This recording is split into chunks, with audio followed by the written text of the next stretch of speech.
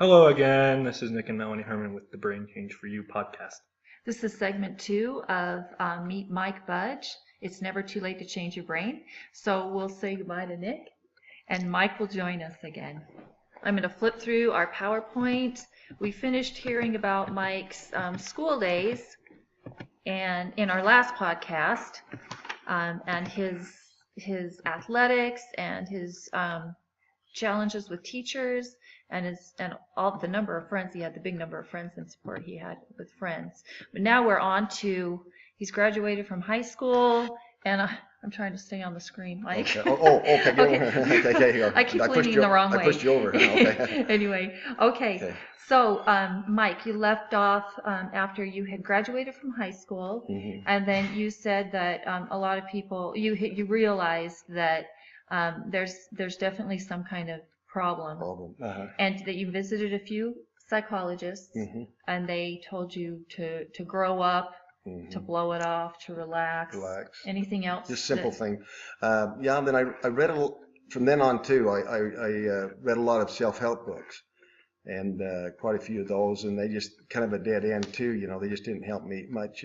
For a couple of days they might help. For a week they might help out, or even a psychologist for a week or something. You felt a little better, but they just never would last. And that's what was frustrating for me. How many books did you read? Well, I estimate, I can't remember how many, but about 50 of them. And you got to remember, I can't read real well, so that took a long time, to do that. It was hard for me to read and concentrate, As I've trained Mike, one thing that's interesting is his like we mentioned in the last podcast, auditory processing, and his ability to hear sounds. The only way we really identified this could be his biggest challenge was the fact that when we were going through the letters of the alphabet and just learning the individual phonemes, there were some that he really couldn't hear. There were some sounds that we had to repeat over and over and over and over and do additional exercises on with electronic exercises. We'll tell you about those down the road, but to work that part of his brain that wasn't processing the information and sound. So if you take the ability of a young child to be able to hear the individual sound in words and to be able to identify sounds and give them a name, and a struggle with that, and not recognizing that as a child, and then going through life having a difficulty processing incoming information, language, and even reading. You said reading was even hard. reading 50 books, self-help books, but struggling to focus and give meaning to the individual letters and the words, and then putting them all together. That's a brain processing it was hard skill that Mike didn't realize that could be part of his challenge. So that's really significant, that comment about reading. It's not easy, it's labor kind of to read. Yeah, it's really hard. It's really hard to do it. Okay. Okay, let's continue now. So you went to you had visited these two psychologists shortly after high school, and then go ahead from there. Okay. Then I decided to go on a mission. I'm an LDS, or I'm a Mormon, and normally when we're 19 years old, we go on missions, and all my friends were leaving on missions, and I didn't want to be left behind. I realized I had a problem then, and I was afraid to go on the mission with the problem I had, this auditory problem. So I thought, well, I don't want to be left behind. So, and also our church encourages the young boys. They put a little pressure sometimes, on you to go on a mission. And so I decided to go on the mission. I went on my mission to England, and it was hard for me again. The same story I told you about in school. I had the same problem on the mission. We have to learn some lessons to give to our prospective clients, like I call them clients. But anyway, I had a rough time learning those lessons. I think, if I remember right, there was 8 of them or something, and I could just barely get through the first one because I just couldn't concentrate, and it was really frustrating for me. And some of the people in the mission field thought, well, I was lazy, I didn't want to do it, but I tried really hard, and I had a little success, but it was hard for me. That's another good point that you make, that often those that have learning challenges, people identify them as lazy or unmotivated. Yeah, I've been told that a lot of times. I was lazy sometimes on that, and that was really frustrating. Yeah, I bet. Yeah. And then, okay, after my mission, let's see, I got to look at my notes here just a second. That's fine. Okay. In fact, go ahead. Let's comment on this picture because this is Oh. kind of a fun picture. Yeah. And this is you right here, right? Right, this is me right there. Well, the one with the sunglasses on. The one with the sunglasses that looks like he's having the time of his life. Yeah, yeah. But that really wasn't the case. Yeah, for a lot of that wasn't me. missions. That was a fake. That was the bogus Mike right there. I was acting like I was having a lot of fun, but I wasn't. I was in a lot of anxiety, and it wasn't a happy time for me, and I got to admit that. I just struggled on the mission, and so. Did you ever feel like you wanted to give up and come home? Yes. It was hard for me. In fact, I got a lot of headaches. When I try too hard, I get headaches. And I got a lot of headaches. I took a lot of aspirins, on the mission field. But I saw some success, and it was worth it. The people I baptized, it was worth the pain, I guess, to do that. So. Well, and so another comment about this. So, Mike, I asked you if you ever wanted to give up and go home, and he said yes, and a lot of missionaries feel like that at some point in those 2 years. But one thing about Mike is he never gives up. So I said, is it okay if we talk about how old you are? How old are you, Mike? I'm 67. I'll be 68 in February 2nd. February 2nd is my birthday.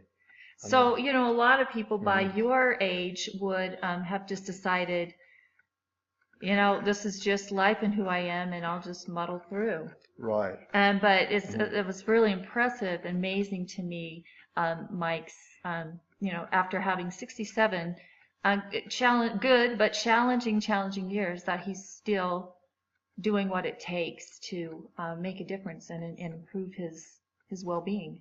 Right. Okay. Thanks. Then why we brought that up too is that my problems start when I was young. From about 6 years old, and some people say, "How can you remember that?" But I remember it exactly. And yeah, so he also has a great long-term memory, because I'm trying to think back in my kindergarten days, and do I remember the detail? It could be that it was such a poignant experience for you because it was so emotionally overwhelming that's a reason. But he remembers a lot of detail from his great long-term memory. And the part of the problem, part of the reason I'm doing this podcast too is that there's probably millions of people all over the United States, probably, or the world, that have the same problem I got, at a young age, and they don't realize there's help, to get help, and I'm glad I'm getting some help now on it, and I wish, I told you this before, I wish I had some when I was younger, but that's under the bridge. And then I know there's a lot of older people too that when they get 60 or 70 years old, the similar problem comes. It's really, it's almost identical to my problem. They start to lose their memory a little bit, and they start to can't think real well, and they don't get help. They can go get help. There's help available. They don't have to suffer until they're 80 or 90 years old, and then they die, like that. They can get help right now. So, Great. Thanks, Mike. Okay, so mission, after your mission. Okay. Well, I'm talking about the mission. I prayed a lot, this problem, and throughout my life, because I needed help, I was struggling all the time, and I didn't feel, at one time I was a little disappointed that my prayers weren't answered, I kept thinking, well, I've struggled, 50 something years, and I still suffer from it, why can't somebody help me up there, and and anyway, then I read one time, that God has his own rules, laws that he has to follow, so there's some reason that, and maybe it's because I'm helping right now with people, I don't know what the reason was, but anyway, don't get discouraged, just keep going. And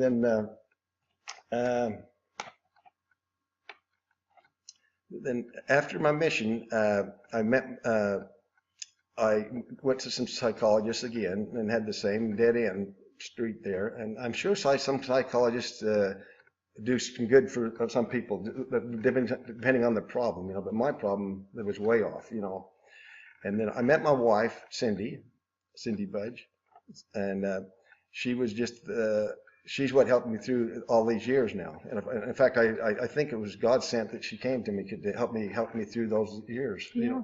A lot of years we've been married, and there's been, I've had that problem all through my married life, at work and at play and things like that. I still had that problem. It wasn't too a year ago actually that I suffered from this. I'm 60, almost 66 years old then, and I suffered from it still. And then I read in the Herald Journal one day, about, I think it was 2 or 3 years ago actually, I read in the Herald Journal, and it talked about Melanie and her program. What was it called? Plasticity? Oh, neurofeedback. Well, it's probably a neurofeedback. Neurofeedback. Okay, then. Yeah. It was neurofeedback, and that there is help for people out there. And then I thought, oh, maybe I ought to take that. And then, and I thought about it. I talked to her and went to some class, some demo things, and all that. And then I never did it for about a year. And the reason, I wrote it down on a list of why I didn't, and why I didn't get help. And and everybody will go through this too. If you think about it, you go through the same problem. And I felt that it was too scary to change from an anxious person to a normal person. I thought that's a problem. Thinking that I'm very anxious. It's scary to change, make a change, big change like that. It's a big change, and then it might cost a lot. It's a lot of money. It might cost a lot of money. And everybody's a little tight with their money sometimes. And what if it doesn't work? What if I waste my money like that? All these thoughts, negative thoughts, are going through my mind. And what if my friends find out? I thought maybe I'll be going to a class one time, one of these training things, and maybe I'll run into my buddy or something, and how embarrassing that would be. That was another negative thing I thought. Then their spouse. You have a spouse. Everybody has a spouse, or normally. But what will they think? Will they think, oh, it's a waste of money? Oh, just you ought to think, start relaxing. You'll do okay. Just relax. Don't spend that much money to help you to relax. But and then finally, I got the courage to call Melanie, and that was that took a lot of courage. To call and get help, and I'm glad I did. And she's helped me a lot. And we'll talk about our next pod, how she's helped me a lot. And let me look one more thing here. Let's see. That's about it. If I could, you want to say anything? Yeah. So I want to, Mike, go back a little bit to your adult years after your mission. You met Cindy. You went to, let's see, you went to LDS Business College. Or she did. Oh, she went to LDS Business School, and I went to Snow College, played football for Snow College. That's right. Okay. Before I went on my mission. Okay. Yeah, Okay, so but then I'm going to show you this next picture. This is so impressive. Okay. This is the Budge crew. Yeah. Wow, look at this family. You can see Mike and Cindy there in the center. How many children do you have? We had 6 children, 3 boys and 3 girls. And how many grandchildren do you have? Oh, I think right now, this picture, I think we had about 17. I'm not sure. I can't. Somebody's going to catch me on this probably. My wife will. And then I think we got close to 20 now. Very good. Yeah. And just think about that. A guy with audio problems can do this, Yeah. And the interesting thing was too, Mike had this learning challenge and brain challenge, and he had a wonderful posterity. He has a wonderful posterity and family. But I thought it was really interesting, and maybe we'll take a minute or two to how you supported this family, because you told me a little bit about we already know that Mike, people were drawn to him, and that he had a lot of friends, and he was elected to a lot of things in high school, but he was also, he did very well as a salesman, right? I got along with people and liked people, and I sold industrial supplies for years for a couple of companies. In fact, I had one company at first I owned, but I was able to communicate with these people, and I think I did pretty good. It was still struggle though. I still suffered, learning pamphlets, learning about products. It was awful, to learn all those things, and have this problem. This problem always was in thorn in my back, You told me how you, when you were doing the bearings and how you would figure it out, how you would, instead of reading the manuals, you told me this earlier. Oh, yeah. You would spend a lot of time manually working through. I'm glad you about that. Where I couldn't concentrate real well and read instructions, with this problem I had, I would just mentally, logically, what things happen. I started just doing things on my own and just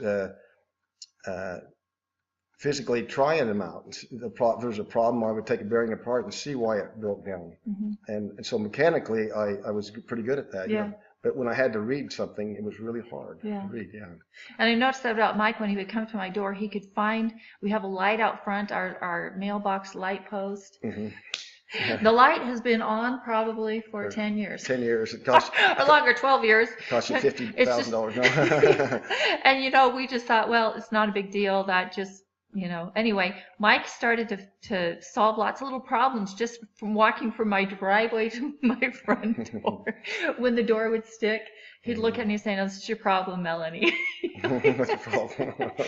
You either fix it or I will. Yeah. It's still broke too. Yeah. It's doing better though, because I did what you told me to do. You did? I did. Oh, I'm sorry. I didn't notice. I'm sorry. Okay. It doesn't stick like that anymore. Okay, I'm sorry. Sometimes we just get used to things and we don't realize we can do something about. Okay. So I'm learning that from Mike too. Okay. Okay, so we see that Mike has had a full life, and we're going to end this segment. In our next segment, if you're interested in some of the things that Mike's actually been doing, training with me, but also things that he's been doing on his own at home that any family can afford and do to help themselves and those they love, then come join us for the next segment, our final last segment with Mike Budge, as he tells about that experience just a little. So we'll sign out now for a few minutes, and then we'll be back.